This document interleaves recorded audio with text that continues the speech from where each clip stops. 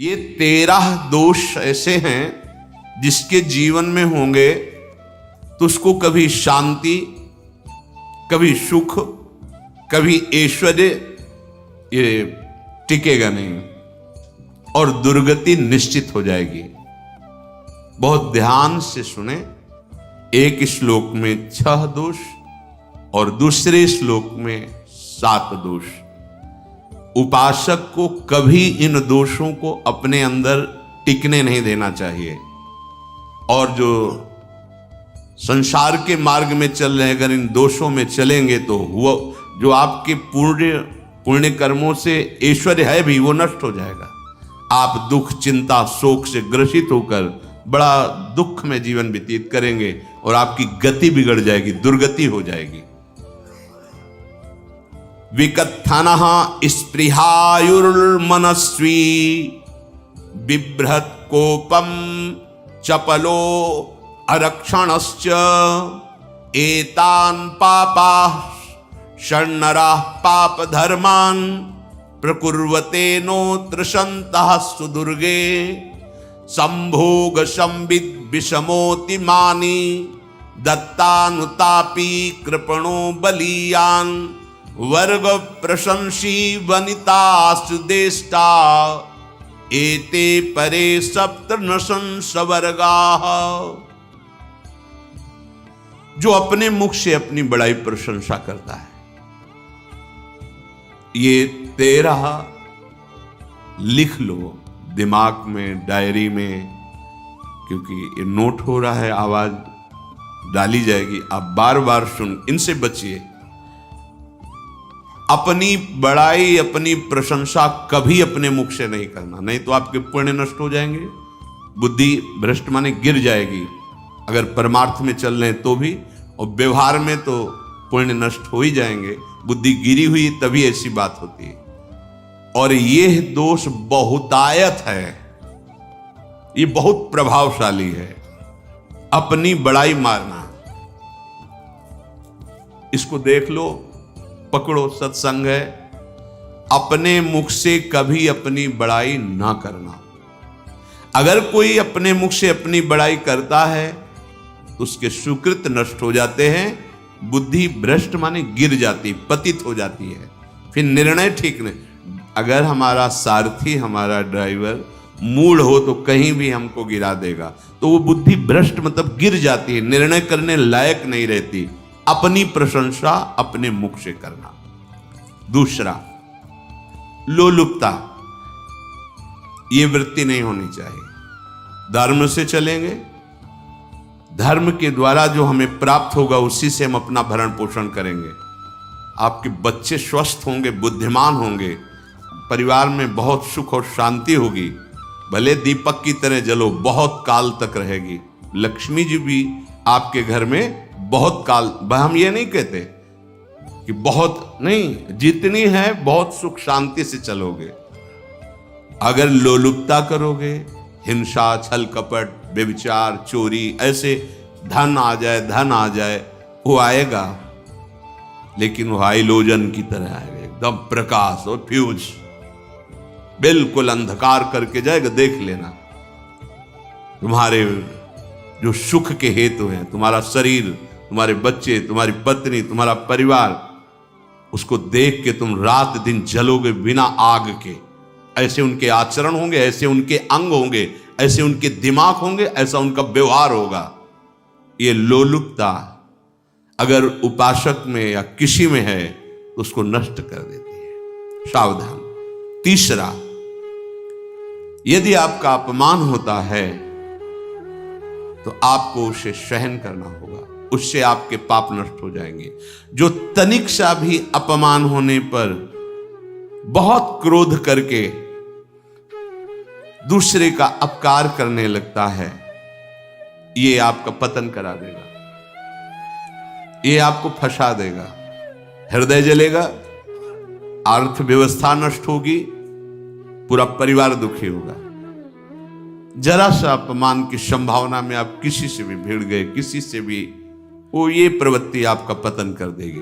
उपासक में तो अपमान सहना अमृत है, नीचा अपमानम सुधा, पर व्यवहार में भी ज्यादा उत्तेजित मत होइएगा। ये तो कुछ मिनट की बात है। अगर आपने उसे मारा पीटा, रिपोर्ट हुई कानून की, ओ फंसते चले जाओगे, अर्थ जाएगा, समय जाएगा, चिंतन जाएगा, बहुत तरह से हानि हो जाएगी। अगर आप सह गए तो आपका सहना उसके लिए आग बन जाएगा। उमा क्षमा साप होते भारी। तुम्हें दंड देने की जरूरत नहीं, उसका एक कर्म ही उसे दंड दे देगा। आप शांत हो जाइए। आप सत्संगी हैं, आप शांत रहिए। चौथा, निरंतर क्रोध और उसका चिंतन। बैठे बैठे बस द्वेषियों का चिंतन ही हो रहा है, अंदर क्रोध का चिंतन और द्वेषियों का चिंतन ही हो रहा है। द्वेष भरी बातें, द्वेष भरे क्रियाएं, उन्हीं का चिंतन करके जलते रहना क्रोध से। उपासक को तो क्रोध करना ही नहीं चाहिए, बहुत शांत। ठीक है, अभ्यास में कभी क्रोध हो सकता है, उसको फिर समन करो, अंदर से प्रायश्चित, जैसा कि अब गलती हुई, आगे नहीं करेंगे। और व्यवहार में भी क्रोध को आप पीना सीखें। अगर बार बार आपका क्रोध प्रकट होता ही रहेगा, आपका स्वभाव बिगड़ जाएगा, आपके पुण्य नष्ट हो जाएंगे और आपका जीवन नष्ट हो जाएगा। देने वाला उतना दे देगा, आपको आनंदित रहो। पैसा खर्चा, सब पूरे जीवन का विध्वंस मचा दिया क्रोध ने। कहीं भी आप देखो, किसी से क्रोध करके देखो, फिर देखो तुम्हारा भजन चल रहा है, तुम्हारी वो आनंद वृत्ति है नहीं, जलोगे और वो जलन और गुस्सा दिलाएगी और वो बैठे बैठे जलोगे नहीं। ये क्रोध जो है, ये चाहे व्यवहार में हो चाहे परमार्थ में, दोनों की हानि करने वाला है। और आश्रित जनों की रक्षा ना करना। अगर कोई भाग कर आपके पास आ गया है, कोई पशु पक्षी या कोई मनुष्य, आपको चाहिए कि अब चाहे हमारे पहले प्राण जाएं, उसकी रक्षा करेंगे। सीवी जैसे तो कोई बिरले ही होते हैं, पर इतना जरूर ध्यान रहे, जैसे कोई पशु पक्षी किसी भय से आपके सीमा के अंतर्गत आ गया है, अब उसकी रक्षा करनी है आपको। अगर आप स्वयं मार देते हैं या मरवा देते हैं, या आपके सुकृत नष्ट कर देगा, या आपकी दुर्गति का कारण बन जाएगा। और जो पाप कर्म उत्साहित होकर करते हैं, उपासक को तो बहुत सावधान रहना चाहिए, पर व्यवहार में भी जो नहीं करना चाहिए, अगर वो पाप कर्म आपके द्वारा मन में प्रेरित हो रहे हैं, संकल्प बन रहा है, क्रियाएं हो रही, दुर्गति पक्की, पुण्य नष्ट हो जाएंगे, दुख अशांति बढ़ती चली जाएगी, कभी शांति नहीं प्राप्त कर पाएंगे। ऐसा नहीं कि जो मन में आवे सो करे। पापाचरण निडर और उत्साहित होकर करना, अगर ऐसे लक्षण है, निश्चित दुर्गति होती है। ये 6, अपनी बहुत बड़ाई करने वाला अपने मुख से, लोलुपता, तनिक से अपमान में सहन ना करने वाला, निरंतर क्रोधी और आश्रित जनों की रक्षा न करने वाला, और निडर हर्षित होकर पाप कर्म करने वाला। दूसरे श्लोक में 7 है, 6 7। 1, संभोग का ही चिंतन करना, संभोग में ही मन लगाना, संभोग दूसरी स्त्रियों के साथ करने की भावना रखना। संभोग, पहला है संभोग। रात दिन बैठे बैठे बस यही चिंतन करना, गंदी बातों का, गंदी बातें देखना, गंदी बातें सुनना, गंदी बातों का चिंतन करना। फिर अन्य माताओं बहनों के प्रति काम दृष्टि से देखना, कोई आ जा रही है तो दृष्टि से, काम भाव से देखना, भोग बुद्धि से देखना, निश्चित पुण्यनाश, दुर्गति। बड़े बड़े उदाहरण इतिहास में हैं जिन्होंने ऐसा दृश्य नेत्रों से देखने की चेष्टा की, मन में संकल्प किया भोगने का, नष्ट हो गए, चाहे वो कितने बड़े प्रतापी हो। ये दुर्योधन कोई साधारण थोड़ी है, भगवान व्यास देव जी के द्वारा ही तो लो, भगवान व्यास देव जी ही इसकी उत्पत्ति का कारण है। आप देखो, इतने महान पुलस्त जी ही उत्पत्ति का कारण है रावण की। बस ये ऐसे दोष हैं जिनके कारण जीव नष्ट हो जाता है। ठीक है, धर्मयुक्त काम भगवान ने आदेश किया है, आपका पाणी ग्रहण संस्कार हो गया है, संतानोत्पत्ति की भावना से कुछ पवित्र तिथियों का त्याग करते हुए चर्चा में हुई है। एक नियम है, एक आदेश है शास्त्र का। आप बहुत काम प्रवृत्ति वाले हैं तो प्रत्येक मास में जब माताएं बहनें पवित्र हो जाती मासिक धर्म से, तो जिनका पाणी ग्रहण आपने किया, जो पत्नी स्वरूप है, वो ठीक है। वहां भी बार बार के लिए व्यभिचार प्रवृत्ति के लिए शास्त्र आदेश नहीं करता, संयम पूर्वक, और उसका चिंतन नहीं करना। पाणी ग्रहण संस्कार है, घर में विराजमान है, एक संयम एक नियम के अनुसार उसका चिंतन तो फिर भ्रष्ट कर देगा। चिंतन प्रभु का करना है, चिंतन प्रभु की सेवा जो आपके कर्तव्य, इसके चिंतन से बचो। घातक है, बहुत बड़ा जहर है। अगर विषय चिंतन होने लगा तो मरोगे, जिंदा जलोगे, दुर्गति भी होगी। ये अंदर की जो आग है ना, कामाग्नि, ये इतनी बढ़ती चली जाएगी, तुम्हारे होश खराब हो जाएंगे कि मुझे क्या करना चाहिए, क्या नहीं करना चाहिए। कुआ मदांधो मदनातुरोमा, अंधा हो जाएगा, नहीं दिखाई देगा अनुजा तनुजा क्या है कौन है, कुछ नहीं, भ्रष्ट बुद्धि। संभोग का चिंतन नहीं। धर्मयुक्त काम आदेश है शास्त्र में। यदि आप प्रवृत्ति मार्ग में हैं तो अपनी पत्नी को जो पाणी ग्रहण स्वीकार किया है, वहां भी पवित्र तिथियों का त्याग करते हुए, एकादशी है, रामनवमी है, नव दुर्गा है, जन्माष्टमी है, राधाष्टमी, जो पवित्र तिथियों का त्याग करते हुए, और ऐसे जो मर्यादाएं हैं उसके अनुसार, और कहीं पराई स्त्री के साथ संभोग की बात निश्चित दुर्गति पक्की है। ऐसे ही माताओं के लिए है, स्त्री शरीर के लिए है। यदि वो ऐसी गलत चेष्टा, तो पतिवंचक परपति रति करई, रौ नरक कल्पसत परई। ये भोग चिंतन से बचने की चेष्टा कीजिए तो क्रिया से अपने आप बच जाएंगे। क्रिया के पहले चिंतन होता है, चिंतन से ही क्रिया का आवेश आता है। चिंतन संभालिए, इसी से भगवत प्राप्ति होती है, चिंतन से, और इसी से दुर्गति भी होती है। अनन्यस चिंतयन्तु माम, भगवान चिंतन करें, मेरा करो, कर्तव्य कर्म मेरे को समर्पित करो।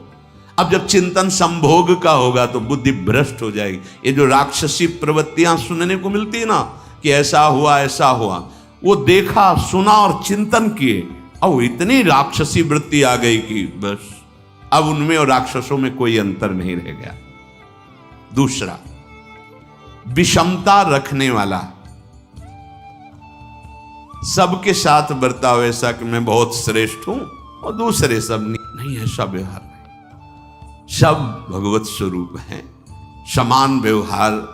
जैसे आपके भोजन है तो जो आप पा रहे हो वही सबको दीजिए, बैठने की व्यवस्था, उठने की व्यवस्था, क्रम बाय क्रम, पर उसको भी नीच भाव से मत देखिए। उस कोटि का उसको प्यार दीजिए, दुलार दीजिए, सम्मान दीजिए। इतनी विषमता न फैलाते रहें अपने जीवन में कि आप सबके निंदा के पात्र बन जाए। विषमता नहीं, सबको प्यार। हाँ ठीक है, पुत्र का अलग प्यार है, भाई का अलग प्यार है, पिता का अलग प्यार है, पर हमारा व्यवहार प्रीति युक्त होना चाहिए, विषमता भरा नहीं होना चाहिए। अगर हमारे चित्त में विषमता ही रही तो संसार है, प्रभु नहीं है। जीत विषम संसार कीर्ति जग बिस्तरे। जो विषमता पर विजय प्राप्त कर लेता है वही भगवत प्राप्ति का अधिकारी। ये विषमता बहुत बड़ी हानि है। तीसरी बात, अत्यंत मानी होना। जहां आपके प्राण कमजोर होंगे, पुण्य नष्ट होगा, आयुश्री सब नष्ट होना है, ऐसे आचरण करवाएगा गुरुजनों के साथ, महापुरुषों के साथ। ये बहुत नीच प्रवृत्ति है। अत्यंत मान प्रियता, मुझे सम्मान मिले, उत्तम प्रवृत्ति है। सबको मान देना, स्वयं अमानी रहना। चौथा, दान देने की बात कह के मुकर जाना या दान देकर पश्चाताप करना। दे दिया है, बहुत जल रहे हो, दूसरे से वार्ता कर रहे हो कि पता नहीं क्या यार बुद्धि में हो गया, हमने उसको इतना कहा था, उतना दे दिया, क्यों दे दिया, ऐसा मतलब अंदर चिंतन करना, क्यों दे दिया तो दिया। इसके बाद जो आपका ये जलन हो रही, पश्चाताप, सुकृत नष्ट हो रहे हैं। दान देकर पश्चाताप करना या दान देने की बात कह के मुकर जाना। जैसे आपने कह दिया आपको इतना इतना ऐसा, अब आप मुकर गए, ब्याज सहित तुम्हें देना होगा, ये तुम्हारी दुर्गति का कारण बन जाएगा। ऐसे ही नहीं बोलना चाहिए, बहुत होश से। वाणी एक अमोल है, जो कोई बोले जान, ये तराजू तौल के तब मुख बाहर आन। पांचवा, अत्यंत कृपण होना। ना परिवार को सुखी कर पा रहा, ना अपने को सुखी कर पा रहा है। एक एक सिक्का बैंक में जो मर गया। धन की वास्तविक गति यही है कि अपने परिवार को खूब उसकी अनुकूलता प्रदान करो, उसमें से कुछ हिस्सा किसी ऐसे को जिससे तुम्हें बदले में कुछ लेने की भावना ना हो। कोई साधु महात्मा, गाय, पशु पक्षी, किसी भी जीव बीमार है शरीरधारी, उसके जिससे कुछ कभी लेने की भावना ना हो, एहसान की भावना ना हो। सो धन धन्य प्रथम गति जाकी, धन्य हो गया उसका धन। अब वो कृपण का धन किसी काम में ना स्वसुख, ना परिवार के सुख, ना धर्म कार्यों में, व्यर्थ जीवन चला गया। उसी धन का चिंतन करना, उसी का संग्रह करना और उसी की रक्षा करते करते शरीर छोड़ देना, तो चिंतन बिगड़ गया। तो कह रहे हैं जो कृपणता है और अर्थ और काम की प्रशंसा, उसी की चर्चा, उसी का चिंतन, रुपया और भोग, उसी की चर्चा कर, जहां बैठे रुपया की चर्चा, भोग की चर्चा, जहां एकांत में बैठे उसी का चिंतन, कैसे रुपया बढ़े, कैसे भोग मिले। और अगर अवसर मिला तो रुपया अधर्म से आवे चाहे धर्म से, उसको इसकी कोई परवाह नहीं। भोग चाहे धर्म से हो चाहे अधर्म से, जिसका अर्थ और काम भोग ही चिंतन है वो धर्म नहीं। जिसका धर्म चिंतन का विषय है तो अर्थ और काम भी ऐसा होगा जो मोक्ष प्रदान करने वाला हो। धर्म, अर्थ, काम, मोक्ष। और जो बालक, स्त्री, पागल, असहाय, जो इनकी रक्षा न करके इनकी हानि करता है, दुर्गति निश्चित है। माना आपकी पत्नी है, उसका स्वभाव बिगड़ा हुआ है, क्रोधी है, कटु वचन बोल, लेकिन आपके ही प्रारब्ध के लिए। माना आपका पति ऐसा स्वभाव वाला है, पर आपके ही प्रारब्ध से तो संयोग बना है आकर, अब इसका निर्वाह कर ले जाओ तो पवित्र हो जाओगे दोनों। और अगर झगड़ा और लड़ाई और मारपीट और कहीं हिंसादि के रूप में उतर गए तो फिर और करनी बिगड़ गई। बालक है, आप उसको ज्ञान नहीं कि आप पवित्र है, कि आप पवित्र है, उसको ज्ञान नहीं कि आप उसके साथ व्यवहार अच्छा कर रहे हैं कि बुरा कर रहे हैं। रक्षा करनी है आपको, शोषण नहीं करना। कह रहे स्त्री, बालक और पागल, जिसे विक्षिप्त है, पागल है, आपको रक्षा करनी है। बन जाए तो उसको भोजन, ऐसा नहीं कि ईंट मारो, उसको अपमानित करो। उसकी बुद्धि खराब है, प्रारब्धवशात खराब हो गई है, तो शास्त्र आज्ञा करता है स्त्री, बालक, जैसे पागल, विक्षिप्त आदि हैं, असहाय है, असमर्थ है, बूढ़ा है, वो आप सेवा भी करो तो वो गाली दे सकते हैं, उनकी बुद्धि बिगड़ गई। आपको उनको दंड नहीं देना, मारना नहीं है आपको। मान लो आपके बड़े बूढ़े बुजुर्ग जन हैं, आप सेवा भी कर रहे हो तो आपको कटु वचन बोल सकते हैं, आपकी निंदा कर सकते हैं, लेकिन आपको उनके साथ व्यवहार सद करना है। अगर आपने इन दोषों को स्वीकार किया तो निश्चित आपकी दुर्गति होगी, न इस लोक में आपको शांति मिलेगी न परलोक में। इसलिए इन दोषों को बार बार सुन करके और हृदय में जांचो कि कहीं है तो नहीं। अगर है तो सत्संग, भजन बल, भगवत प्रार्थना के बल से इन दोषों का त्याग कर दो, जीवन मंगलमय हो जाएगा। शेष चर्चा आगे श्री आधावल्लभ।